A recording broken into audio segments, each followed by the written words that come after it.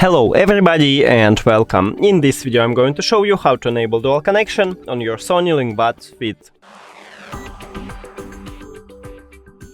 You have to start by opening the application and now scroll down. Go to Device Settings and right here go to the system at the middle top.